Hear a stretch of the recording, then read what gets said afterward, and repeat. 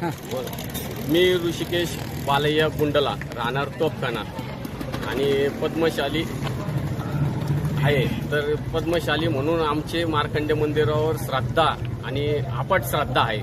तरी आमची इच्छा आहे हे समाजात जवळजवळ नगर शहरामध्ये 40 ते 50 हजार समाज आहे, पद्मशाली समाज बांधव. तर या समाज बांधवामध्ये फक्त हा एकटा एकमेव व्यक्ती आहे कागदावर कागद रंगवणारा. कायदा कायदा कायदा कायद्याचा आम्ही आदर आणि अभिमान राखतोच. जय संविधान तो विषय नाहीये, पण विषय एक आहे चांगले कामाला खो घालायचे. इकडून ते कागद रंगव, तिकडून कागद रंगव. अहो कागद रंगवा, पण खोटे गुन्हे दाखल नका करू ना साहेब. आज माझ्या नावावर आहे ना, मी ते मंदिर पाडायच्या टायमाला नव्हतो. त्याची तुम्ही पूर्ण सखोल चौकशी केली ना, तुम्ही फोटो तापसले नाही. या व्यक्तीने माझ्या नावावर खोटी तक्रार केली. अक्षरशः मध्यंतरी मध्ये एक मयत व्यक्तीच्या नावावर पण त्यांनी तक्रार केलेली. म्हणजे हा असं आता ये उपोषणाला बसलेले. आता ये उपोषणाला किती 2 दिवस सांगितलेले.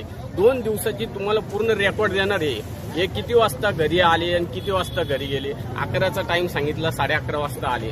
पण आता किती वाजेपर्यंत रात्रभर मी ते उपोषणाला बसणार आहे. त्यांची पूर्ण टिप्पणी मी तुम्हाला देणार आहे. हे खोटं बोलतात, खोटं बोल रेटून बोल, अशातले हे समाज बांधवांची दिशाभूल आणि शासकीय प्रशासकीय लोकांची दिशाभूल करून राहिलेले नाही का. कागदावर कागद रंगवून शासकीय लोकांची दिशाभूल करून राहिलेले.